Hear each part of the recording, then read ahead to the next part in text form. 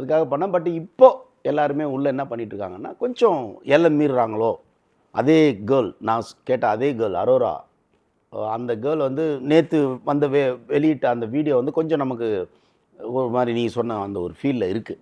அந்த உள்ளே வாங்க அப்படின்ற மாதிரி கூப்பிட்டது. அதெல்லாம் அவாய்ட் பண்ணி ஆகணும்.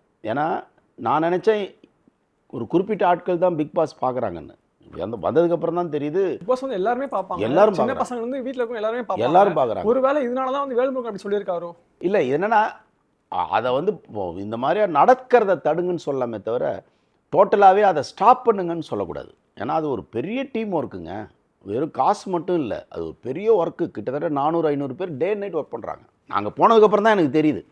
அதுக்கு முன்னாடினா லைட் இருக்கும், கேமரா இருக்கும், எல்லாம் எடுப்பாங்கன்னு. பட் அதுக்கான பர்ஃபெக்ஷன் இருக்குல்ல, அமேசிங். அந்த ஒர்க்கை வந்து யாராலையும் ஸ்டாப் பண்ண முடியாது. வேல்முருகன் இல்லை, யார் வந்தாலும் அந்த அந்த தவமாக ஒர்க் பண்ணுறாங்க. அஃப்கோர்ஸ் கண்டஸ்டன்ட் வந்து கொஞ்சம் ஒரு மாதிரி இருக்காங்க, கொஞ்சம் அவங்களுடைய கவனத்தை திருப்பணுன்றதுக்காக அவங்க சில எல்லைகள் மீறுறாங்க அப்படிங்கிறது உண்மை. அதை சரி பண்ணிக்கணும். அதை வந்து நிர்வாகம் சரி பண்ணணும்னு நம்புகிறேன். ஏன்னா இன்னைக்கு காலையிலேயே அவர் கொஞ்சம் பிக் பாஸ்ன்றவருடைய வாய்ஸ் வந்து நேற்றோ இன்றைக்கோ கொஞ்சம் டோன் வந்து ஒரு மாறி தான் இருக்குது. எல்லாரையும் வார்ன் பண்ணுற டோனுக்கு போயிட்டு அப்படி தான் தெரியுது. இந்த பண்டிகை காலத்தை அடையார் ஆனந்த பவன் இனிப்புகளுடன் கொண்டாடி மகிழுங்கள்.